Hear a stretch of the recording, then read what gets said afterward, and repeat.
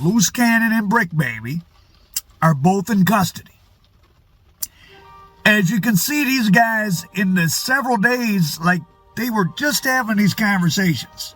Because Bricc Baby and Loose Cannon have been talking crazy about each other. And they got cool in the last few days and we're doing podcasts together. And we're confessing to crime. Bricc knows, since Bricc want to bring up some dirt, I'm going to bring up some dirt, right? Because Cuz been blackmailing Bricc. Nah, he ain't blackmailed. Cuz been blackmailing Bricc. He ain't never blackmailed me. For years. He ain't never blackmailed me. Nigga, okay, but stop holding it over somebody's head. Okay, listen. We all this stuff together. Bricc Baby, man, you definitely were, whether maybe you don't like that style of podcasting, but as far as what it was, I mean, he was good at it.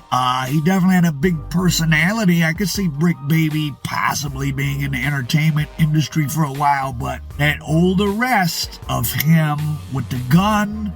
So if he had an AK-47 in his house, like they say, though, who knows if that's even true? Who knows what's true? We're getting this information off the internet. But something's true, because these guys have been indicted. Talking about Bricc Baby, who the feds went out to his electronics, and Bricc Baby phone was tapped. Bricc Baby phone was tapped, and they had his phones already because he got popped off with the AK-47, and that's why they let his ass out. We still ain't seen no court date or heard no court date. That Bricc Baby said when I went to jail that it was the game guards.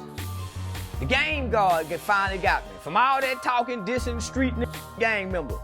Bricc Baby, if you ever see this interview, look like the Crip guard got y'all.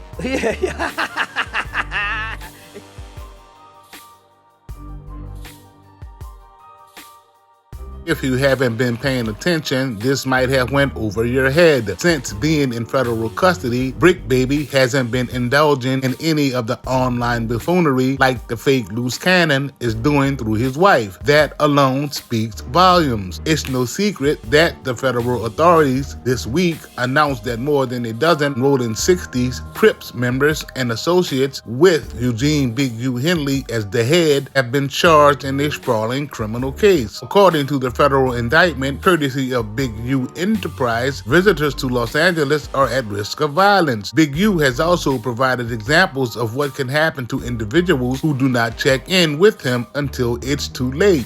Movie production in the hood. That's how we do it, you know, man. Top flight, baby. Security. GB running this here movie set in the hood. Come on out here. Coming out here and checking in with GB, getting these movies done. You better know it. You know what I mean? Anytime you want to do movies in the hood, just check it in. We can make sure it's done. Movies, videos. But if you don't check it in, oh well. Check your ass out.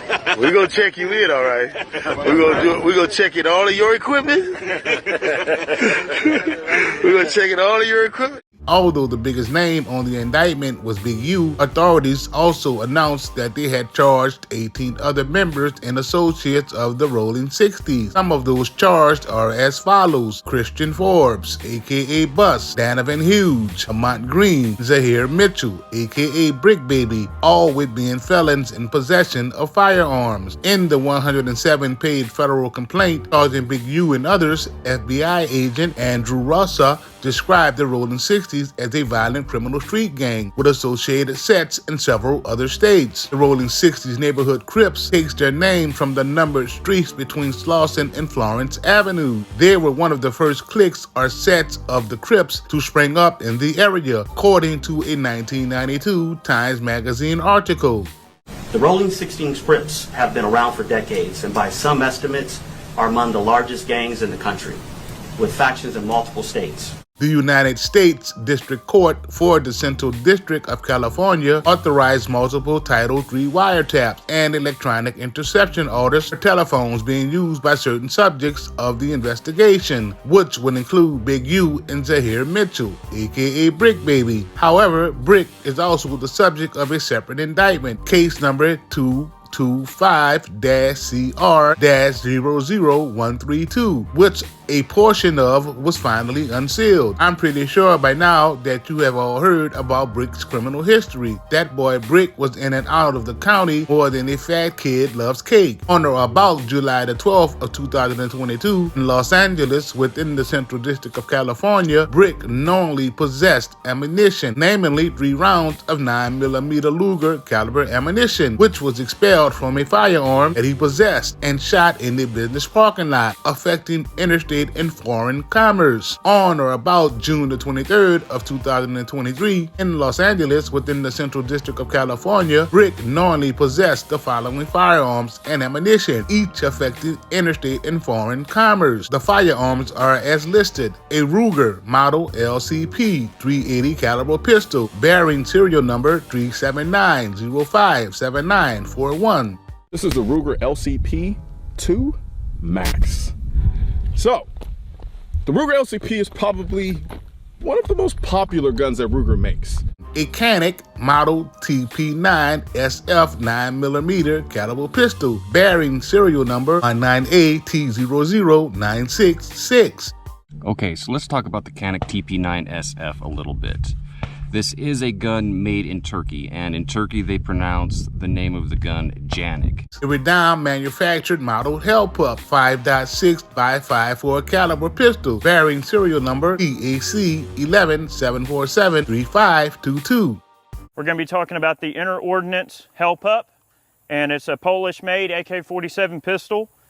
Pretty standard fare there. I'm sure you guys know how an AK operates. Approximately 26 rounds of Cascade Cartridge Inc. 9mm caliber ammunition, approximately 32 rounds of Lake City 5.6 caliber ammunition, approximately 6 rounds of 380 caliber ammunition, approximately 31 rounds of Remington Peters 5.6 caliber ammunition, approximately 36 rounds of Hornady 5.6 caliber ammunition, 1 round of Spear 45 caliber ammunition, and 1 round of Precision Made Cartridges 45 caliber ammunition. To those who aren't aware or have any idea about guns, this isn't a lot of ammunition at all. Most of these weapons can take all of these shells with one single extended cartridge. Bricc possessed these firearms and ammunition knowing that he had previously been convicted of at least one of the following felony crimes. 1. Reckless evading in violation of California Vehicle Section 2800.2A in the Superior Court of the State of California. Case number BA368213 on or about April the 15th of 2010. 2. Possession of a controlled substance in violation of California Health and Safety Code Section 11350A in the Superior Court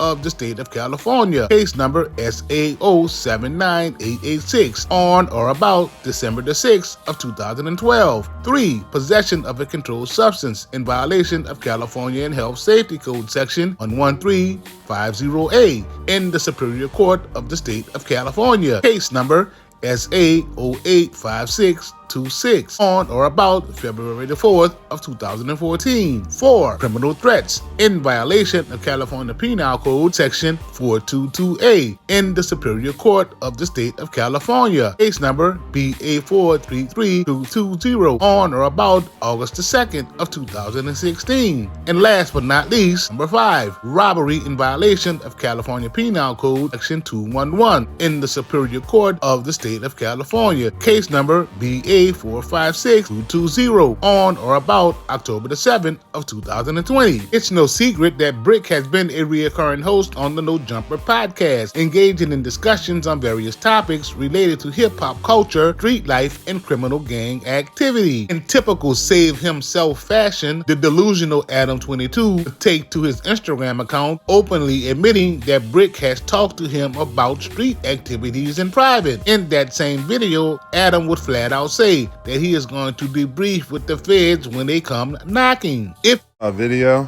where a certain somebody said that they think that I'm a cooperator, that I'm a witness in this whole indictment, I just want to clarify.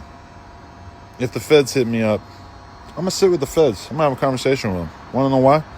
Because I don't know shit. Like, number one, what the hell do I know about Big U? I barely spent time around Big U. I interviewed him. That's about it.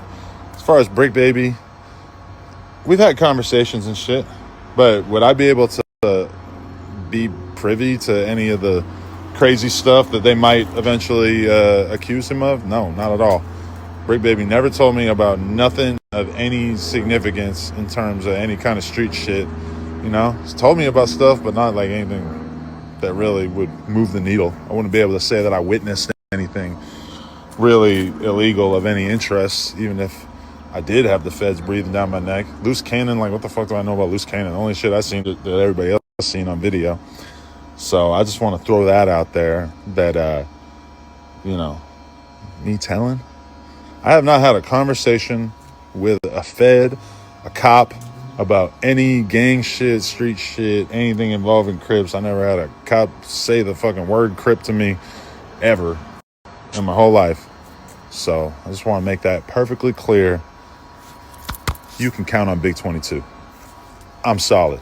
Free the Crips. If you were not paying attention to language being used by the feds, the terms witnesses, confidential informant, and cooperating co-conspirators are being used very loosely, which in retrospect tells you that there is more than one snitch on this case. It's no surprise at all that the feds went hard with this case. Investigation employed various additional investigative techniques, including surveillance, vehicle tracking, poll cameras, recording devices, interaction with confidential sources, and information garnered through undercover purchases of firearms and narcotics. Despite the ongoing back and forth over social media, Big U has not been linked to the murder of Nipsey Hussle. In fact, if the feds had any concrete evidence on Big U, they would have attached Big U to the crime years ago. As much as internet onlookers would like to see Bricc caught up with the Lil Durk shit, unfortunately, Bricc has nothing to do with that entire situation. Had Bricc been involved, it would have been in his indictment. If I'm keeping it all the way 100, in my opinion, anyone that has any involvement with this Big U shit in any way, shape, form, or fashion needs to fall back from the internet. At this point, especially Adam 22. Charges in Brick's indictment ain't no joke, which can lead to Bricc doing some serious time. Under federal law, specifically 18 USC 922G, being a felon in possession of a firearm carries a statutory maximum sentence of 10 years in prison. However, if the individual has 3 or more prior convictions for violent felonies or serious drug offenses, the Armed Career Criminal Act, aka ACCA, mandates a maximum sentence of 15 years. Representative David Kustoff introduced the Armed Career Criminal Act in the House this week. He says the goal of the bill is to better define certain crimes. The legislation would do away with the concept of violent felonies or serious drug offenses and make them all, quote, serious felonies. Kustoff says the bill removes any discretion or doubt about which offenses qualify. The exact sentence Bricc could face, if convicted, depend on various factors, including his prior criminal history and the specifics of the current charges. With so many criminal offenses on his jacket, a federal judge can and just might enhance him. Sentence enhancements are exactly what they sound like. They are an enhancement to your sentence under a criminal conviction. And so what that means is that it increases the amount of time that you can be committed to incarceration. And so because of that, it relies on specific factors and aspects of your case, whether that may be the facts, how the crime was committed, specific acts that were committed during the crime that may present as aggravating factors. Now, most commonly, sentence enhancements are added, such as for the use of a specific weapon, such as a gun. Additionally, there are gang enhancements that were often used by DA offices. And the most significant enhancement that a lot of people are aware of was the 3 strikes law. There have been a lot of changes that have occurred to sentencing enhancements. Although they don't apply retroactively, it is important to look at the impact that these sentence enhancements have had on the length of time that people are spending in overcrowded jails. And because of sentence enhancements, it adds that layer of pressure when you're deciding your case, whether you're going to plead out or whether you're going to take it to trial. At this point, Brick's best interest would be to take a plea, not one of those hot-ass plea deals where he is cooperating with the feds, but an admission to his own guilt to a lesser charge. Dude got popped red-handed with the blowers. Ain't no other way around it. In fact, the only reason the feds attached Bricc to Big U is to get Bricc to speak on Big U. To keep it all the way 100, it's looking like Bricc already told though. Key components of his case still remain sealed.